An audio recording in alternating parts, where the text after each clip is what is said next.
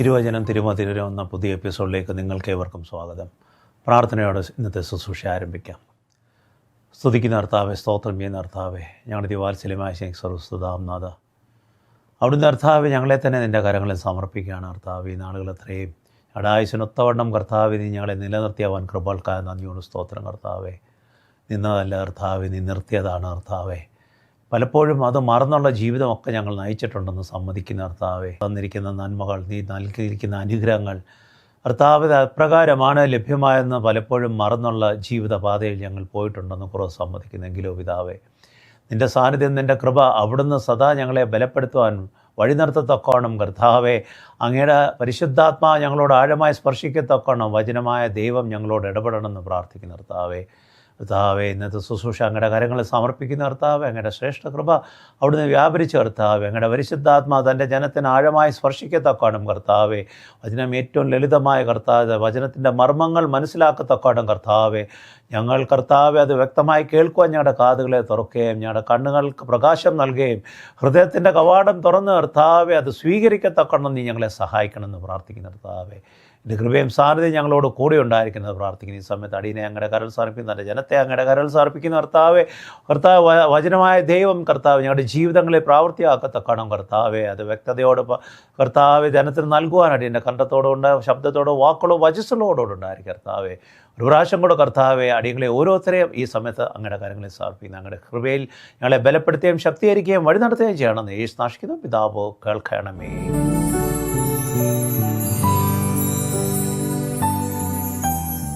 ദൈവത്തിൻ്റെ പൊന്നാമത്തിന് മഹത്വം ഉണ്ടായിരിക്കട്ടെ.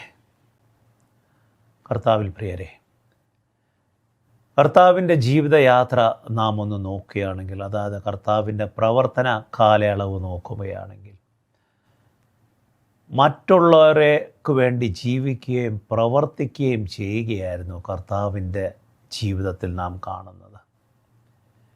വേദനകളുടെ താഴ്വരയിൽ കടന്നു പോകുന്നവർ, പ്രതിസന്ധികളുടെ താഴ്വരയിൽ കടന്നു പോകുക, ആരും സ്വീകരിക്കാത്ത അല്ലെങ്കിൽ ആരും ഉൾക്കൊള്ളാത്ത ജനമധ്യത്തിൽ പോലും കടന്നു എന്ന് പ്രവർത്തിക്കുന്ന ഒരു വ്യക്തിത്വത്തെയാണ് കർത്താവ് നമുക്ക് കാണിച്ചു തന്നത്.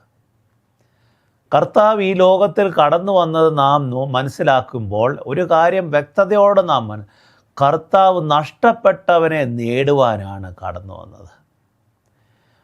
ഇന്ന് അപ്രകാരം ഒരു ചിന്തയോ പ്രവർത്തനമോ നാം കാണാതെയാണ് പോകുന്നത്. ഇന്നത്തെ സാഹചര്യങ്ങളിൽ അത് എവിടെയുമായിക്കൊള്ളട്ടെ, ഒരുവൻ നഷ്ടപ്പെട്ട് കഴിഞ്ഞാൽ അവനെപ്പറ്റി ചിന്തിക്കുവാൻ പോലും സമയം പാഴാക്കാൻ കഴിയാതെ, അതായത് അവനെപ്പറ്റി ചിന്തിക്കാവുന്ന സമയം പാഴാക്കുന്ന അവസ്ഥയാണെന്നാണ് മനസ്സിലാക്കുന്നത്. എന്തുകൊണ്ട്? ഇതിനാണോ നമ്മെ കർത്താവ് വിളിച്ചിരിക്കുന്നത്?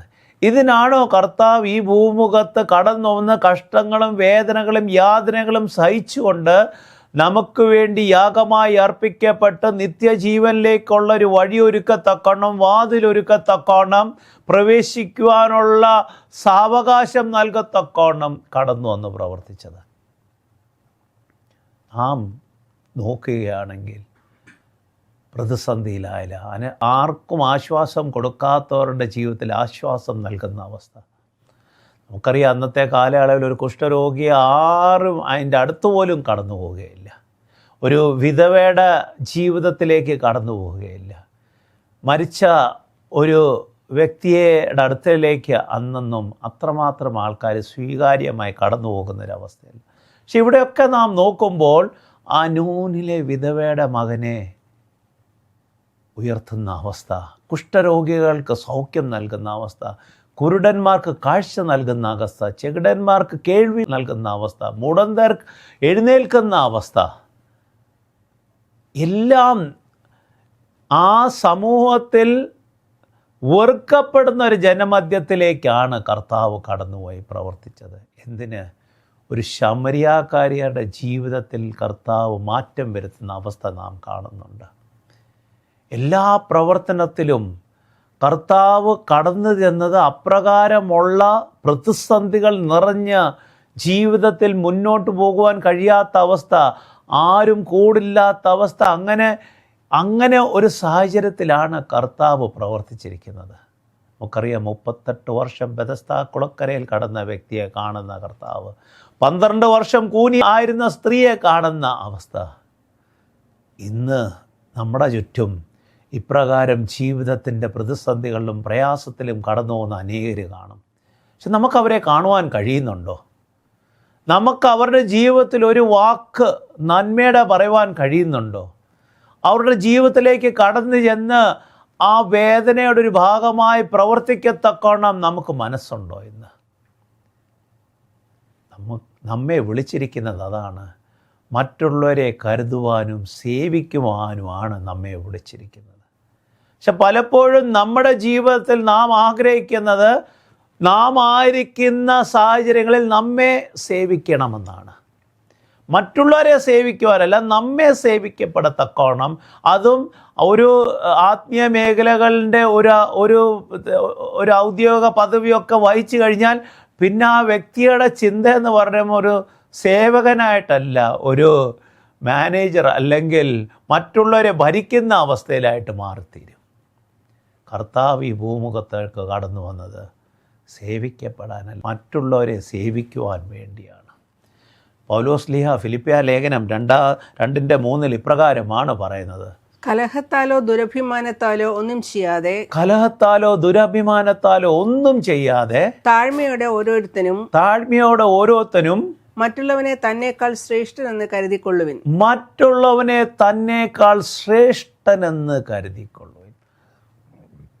ഏറ്റവും പ്രയാസമുള്ളൊരു കാര്യമാണ് to consider someone is better than me. നമ്മൾ ഇന്ന് എപ്പോഴും നാം മറ്റുള്ളവരെക്കാട്ട് ശ്രേഷ്ഠനെന്ന് കരുതി ജീവിക്കുവാനാണ് ആഗ്രഹിക്കുന്നത്.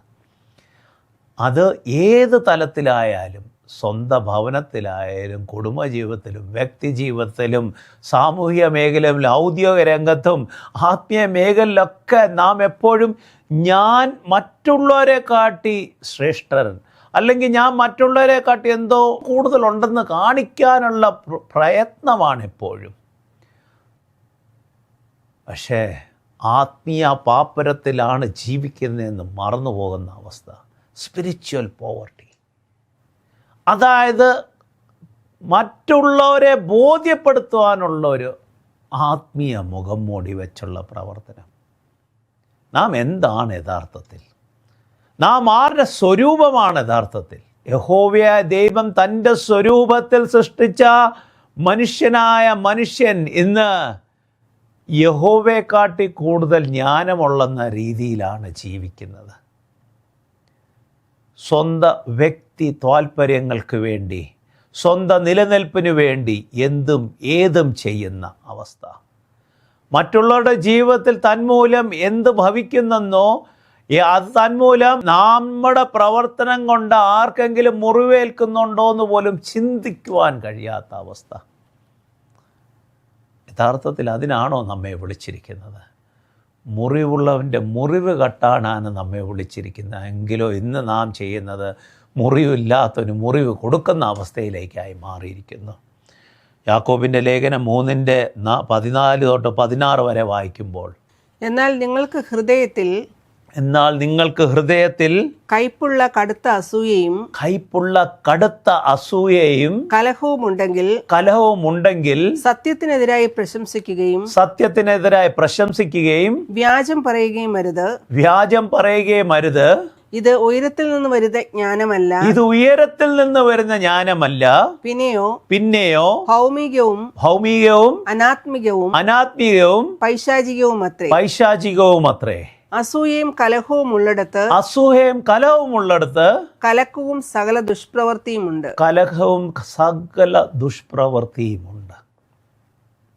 ഇന്ന് നമ്മൾ ആയിരിക്കുന്ന ഇടങ്ങളിൽ അത് എന്തുമായ പ്രാർത്ഥനാ കൂട്ടമോ ശുശ്രൂഷകളോ സഭകളോ എന്തുമായിക്കൊള്ളട്ടെ, അവിടെ സത്യത്തിനെതിരായി ഉള്ള പ്രശംസയും വ്യാജവും നാം കേൾക്കുന്നുണ്ടെങ്കിൽ, അതായത് സത്യത്തിനെതിരായ പ്രശംസയും വ്യാജം എന്ന് പറയുമ്പോൾ സ്വന്തം വ്യക്തി താൽപ്പര്യങ്ങൾക്ക് വേണ്ടി മറ്റൊരു വ്യക്തി ചെയ്യുന്ന പ്രവർത്തനം അത് ദൈവഹിതമല്ലെങ്കിൽ പോലും, അല്ലെങ്കിൽ അവിടുത്തെ മറ്റ് കാര്യങ്ങൾ അത് ദൈവഹിതമല്ലെങ്കിൽ പോലും എത്രയോ ദൈവികമായ സ്വഭാവത്തിലാണ് വ്യക്തി ജീവിക്കുന്നത്, എത്രയോ ദൈവികമായ ഈ വ്യാജത്താൽ മറ്റുള്ളവരെ നീ പ്രോത്സാഹിപ്പിക്കുന്നുണ്ടെങ്കിൽ അവിടെ പറയുന്നത് എന്താണ്?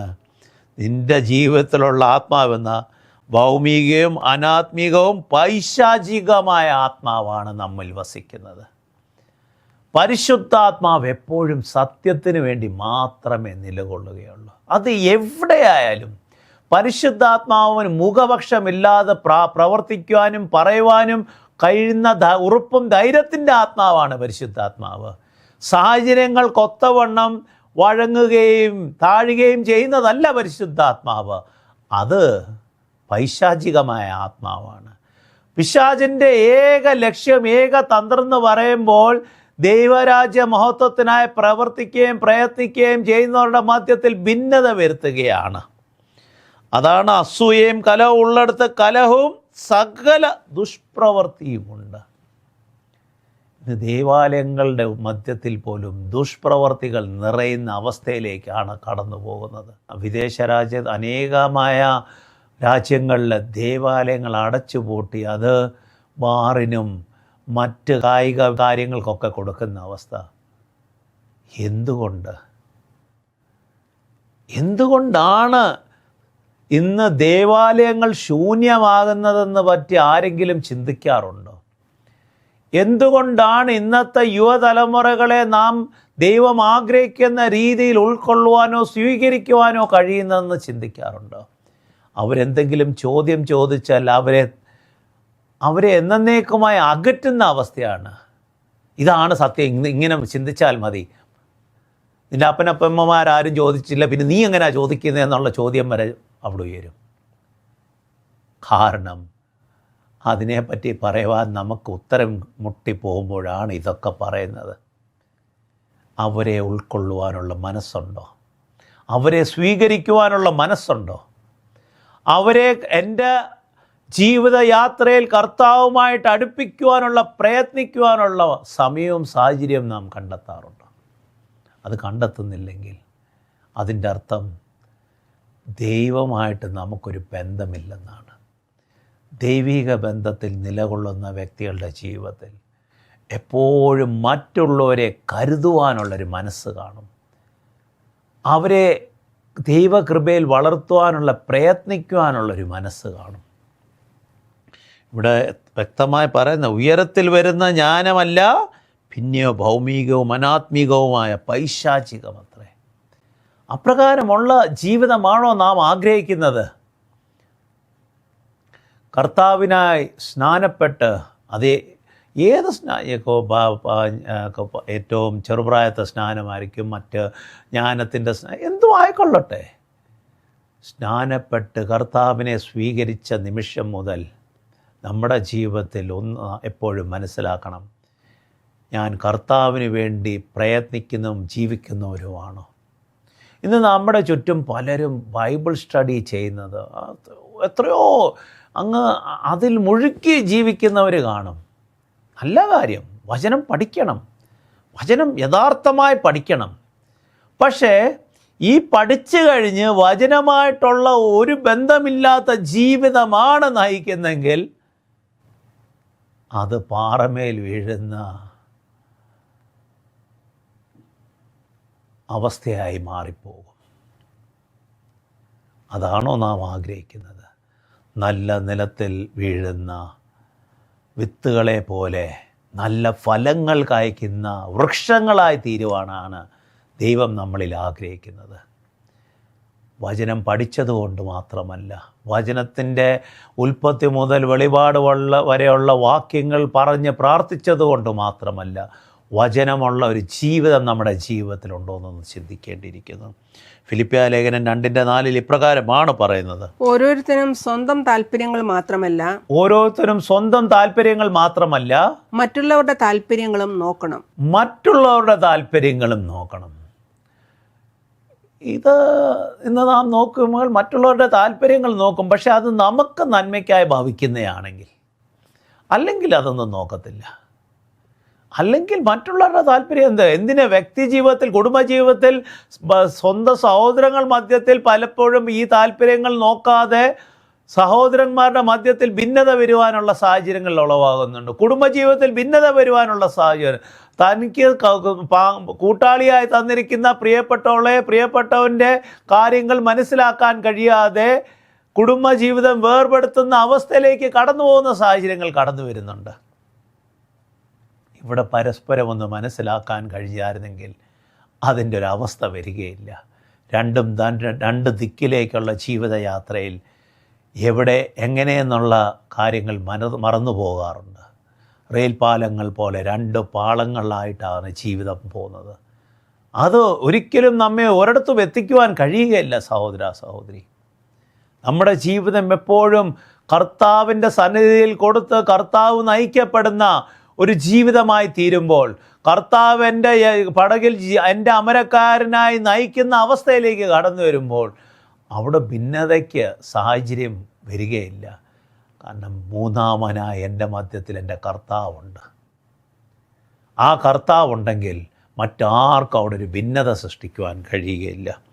റോമാലേഖനം 12:10 ഇപ്രകാരമാണ് പറയുന്നത്: സഹോദരതുല്യം അന്യോന്യം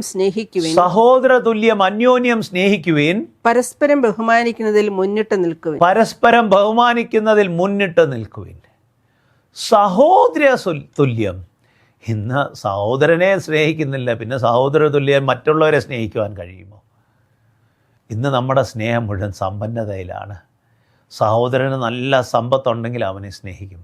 സഹോദരൻ സമ്പത്തിൽ എന്തെങ്കിലും പ്രതിസന്ധി ഉണ്ടെങ്കിൽ എത്രയും അകന്ന് നിൽക്കാമോ അത്രയും അകന്ന് നിൽക്കും. കാരണം എന്തെങ്കിലും ആവശ്യം വന്ന് കൈത്താങ്ങ് നൽകാൻ വന്നാലോ അവിടെയാണ് നമ്മുടെ വീഴ്ച.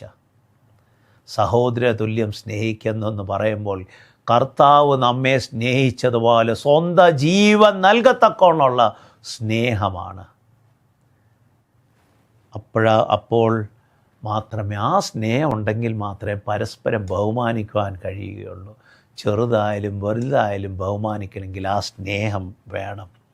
മർക്കോസിൻ്റെ സുവിശേഷം 10:44-45 വായിക്കുമ്പോൾ, നിങ്ങളിൽ ഒന്നാമനാകുവാൻ ഇച്ഛിക്കുന്നവൻ എല്ലാവർക്കും ദാസനാകണം. എന്തെന്നാൽ മനുഷ്യപുത്രന് ശുശ്രൂഷ ചെയ്യിക്കുവാനല്ല, ശുശ്രൂഷിക്കുവാനും അനേകർക്ക് വേണ്ടി തന്റെ ജീവനെ വീണ്ടെടുപ്പ് വിലയായി കൊടുക്കുവാനും അത്രേ വന്നത്. ഇത് പലപ്പോഴും ക്രൈസ്തവ ജീവിതത്തിൽ ഇന്ന് മറന്നു പോകുന്ന ഒരു വാക്യമാണ്. എന്തുവാ? മനുഷ്യപുത്രൻ ശുശ്രൂഷ ചെയ്യിക്കുവാനല്ല, ശുശ്രൂഷിക്കുവാനും അനേകർക്ക് തൻ്റെ ജീവൻ വീണ്ടെടുപ്പിനായി കൊടുക്കുവാൻ. ഇന്ന് നാം ആഗ്രഹിക്കുന്ന നമ്മളൊരു കസേരയിരുന്ന് നമ്മുടെ അടുത്ത് എല്ലാവരും വന്ന് ഒന്ന് താഴ്ന്ന് വണങ്ങി നമ്മളെ ഒന്ന് ബഹുമാനിക്കുവാനാണ് ആഗ്രഹിക്കുന്നത്. അതേ മത്തായിയുടെ സുവിശേഷത്തിൽ പറയുന്നുണ്ട് എങ്ങനെയാണ് നമ്മളെ ഉയർത്തുന്നതെന്ന്. ഇവിടെ നിങ്ങളിൽ ഒന്നാമനാകുവാൻ ഇച്ഛിക്കുന്നവനെല്ലാവരും ദാസനാകണം എന്നാണ് പറയുന്നത്. അത് ഇച്ചിരി കഠിനമായ കാര്യമാണ്. ദാസരൂപത്തിലേക്ക് കടന്നു വരണമെങ്കിൽ നമ്മെ തന്നെ ഒന്ന് താഴ്ത്തണം. നാം ഒന്നുമല്ലെന്നുള്ള ഇതിലേക്ക് മനസ്സിലേക്ക് കടന്നു വരണം. കാരണം നാം എന്തെങ്കിലും ആണെങ്കിൽ അവിടെ ദൈവത്തിന് പ്രവർത്തിക്കുവാൻ കഴിയുകയില്ല. ഞാനൊന്നുമല്ല, എൻ്റെ ദൈവമല്ലാതെ എനിക്കൊന്നും കഴിയുകയില്ലെന്ന് നമ്മെ തന്നെ ദൈവസന്നിധിയിൽ സമർപ്പിക്കുമ്പോഴാണ് ദൈവം കൂടെ നടന്ന് നമ്മെ വഴി നടത്തുവാൻ ഇടയാകുന്നത്. നാം എന്തെങ്കിലുമാണ്, ഞാൻ ഭയങ്കര യോഗ്യനാണെന്ന് ചിന്തിച്ച് നടക്കുകയാണെങ്കിൽ ആ യോഗ്യത നമുക്കൊന്നും നൽകുവാൻ ഇടയാകുകയില്ല. യാക്കോബിൻ്റെ ലേഖനം 3:17 ഇപ്രകാരമാണ് പറയുന്നത്: ഉയരത്തിൽ നിന്നുള്ള ജ്ഞാനമോ ഒന്നാമത് നിർമ്മലവും പിന്നെ സമാധാനവും ശാന്തതയും അനുസരണവുമുള്ളതും കരുണയും സൽഫലവും നിറഞ്ഞതും പക്ഷപാതവും കാപട്യവും ഇല്ലാത്തത് ആകുന്നു. പക്ഷേ ഇന്ന് ഈ പക്ഷപാതവും കാപട്യം നിറഞ്ഞ ഒരു കാലയളവിലാണ് നാം ജീവിക്കുന്നത്. എവിടെയായാലും അങ്ങനൊരു ഗ്രൂപ്പ്, ഇങ്ങനൊരു ഗ്രൂപ്പ്, ഈ ഗ്രൂപ്പ്, ആ ഗ്രൂപ്പ്, ഇതൊന്നുമില്ലാത്ത എങ്ങുമില്ല. എന്തിന് കുടുംബങ്ങളിൽ പോലും ഇന്ന് ഗ്രൂപ്പ് കാണാറുണ്ട്. പെൺമക്കളുടെ ഒരു ഗ്രൂപ്പ്, ആൺമക്കളുടെ ഒരു ഗ്രൂപ്പ്, സഹോദരന്മാരുടെ തമ്മിലുള്ള പ്രയാസത്തിൻ്റെ ഒരു ഗ്രൂപ്പ്. പിന്നെ ഔദ്യോഗിക രംഗത്ത് ഇതില്ലാത്ത അവസ്ഥകളില്ല. ആത്മീയ രംഗത്തും ആ ഗ്രൂപ്പ്, ഈ ഗ്രൂപ്പ്. എന്തിന്? ക്രിസ്തുവേശുവിൽ നാം ഒന്നാണെന്ന് കർത്താവ് പറയുമ്പോൾ അതിനൊത്തവണ്ണം നാം ഒന്നായി തീരാത്തിടത്തോളം കാലം ക്രിസ്തു നമ്മുടെ മധ്യം ഉണ്ടോ എന്ന് നമുക്ക് തന്നെ ഒന്ന് ചിന്തിക്കേണ്ടിയ സാഹചര്യമായിരിക്കുന്നു. 1 പത്രോസ് 5:5 ഇപ്രകാരമാണ് പറയുന്നത്: അപ്രകാരം ഇളയവരെ മൂപ്പന്മാർക്ക് കീഴടങ്ങുവിൻ. എല്ലാവരും പരസ്പരം കീഴടങ്ങി താഴ്മ ധരിച്ചുകൊള്ളുവിൻ. ദൈവം നിഗളികളോട് എതിർത്ത് നിൽക്കുന്നു, താഴ്മയുള്ളവർക്കോ കൃപ നൽകുന്നു. ഇവിടെ പത്രോസ് ശ്ലീഹ പറയുമ്പോൾ ഇളയവരെ എന്ന് പറയുമ്പോൾ അന്ന് നാം ഒന്ന് ചിന്തിക്കുകയാണെങ്കിൽ അന്നത്തെ യുവതലമുറയോ മറ്റ് അപ്രകാരമുള്ള ഒരു തലമുറയോട് പറയാനിടയാണെങ്കിൽ അവർക്കിപ്രകാരം ഒരു അതായത് താഴ്മയുടെ ജീവിതം സ്വീകരിക്കാൻ എപ്പോഴും പാടാണ്. നാം പറയുന്ന പോലെ ജനറേഷൻ ഗ്യാപ്പ്. എന്ത് ഗ്യാപ്പ് ഉണ്ടെന്ന് പറഞ്ഞാലും വചനത്തിൽ ഏകമായ ഒരു അനുഗ്രഹമുള്ള നിൻ്റെ അപ്പനെയും അമ്മയും ബഹുമാനിക്കുമ്പോൾ നിനക്ക് ദീർഘായുസ് കിട്ടുമെന്നാണ് 10 കൽപ്പനയിലെ ഒരു കൽപ്പന. ഈ അപ്പനെ അമ്മയെന്ന് പറയുമ്പോൾ യഥാർത്ഥത്തിൽ നിങ്ങൾക്ക് മുതിർന്നവരായിരിക്കുന്നവരെ ബഹുമാനിക്കത്തക്കോണം നാം ആയിത്തീരണം. നമുക്ക് കഴിയുന്നുണ്ടോ? അവരെ ഉൾക്കൊണ്ടുകൊണ്ട് ബഹുമാനിച്ചുകൊണ്ട് അവരുടെ സാഹചര്യങ്ങൾ മനസ്സിലാക്കിക്കൊണ്ട് അവരുടെ നിരൂപണങ്ങൾ മനസ്സിലാക്കിക്കൊണ്ട് ആ കാര്യത്തിലേക്ക് കടന്നു വന്ന് അവരെ ബലപ്പെടുത്തുവാൻ ചിലപ്പോൾ അവരുടെ ജീവിതത്തിൽ ഏകാന്തതയുടെ അവസ്ഥ കാണും, ആരുമില്ലാത്ത അവസ്ഥകൾ കാണും. പക്ഷെ അവിടെ ഒരു നിമിഷം ഒന്ന് നിന്ന് ആ വ്യക്തിയോട് എങ്ങനുണ്ട്, എന്താണ് സാഹചര്യം എന്ന് ചോദിക്കുവാൻ നമുക്ക് കഴിയാറുണ്ടോ? ചിലപ്പോൾ ഒരു വാക്കായിരിക്കും ആ വ്യക്തിയുടെ ജീവിതത്തിൽ പുതിയൊരു ധൈര്യത്തിനും ഉറപ്പിനും പ്രത്യാശയ്ക്കും ഇടയാകുന്നത്. പ്രത്യാശയോട് ജീവിക്കണമെങ്കിൽ നമ്മുടെ ജീവിതത്തിൽ ആദ്യം പ്രത്യാശ വേണം. ആ പ്രത്യാശ വരണമെങ്കിൽ നമ്മുടെ വ്യക്തിഗത സാഹചര്യങ്ങളിൽ നിന്ന് നമ്മളെ തന്നെ ദൈവസന്നിധിയിലേക്ക് ഉയർത്തിക്കൊണ്ട് മറ്റുള്ളവരെ ഉൾക്കൊള്ളുവാനുള്ളൊരു മനസ്സ് വരുമ്പോൾ പ്രത്യേകിച്ച് വ്യത്യസ്തമായൊരു കൃപയിലേക്ക് ദൈവം നയിക്കുവാൻ ഇടയാകും.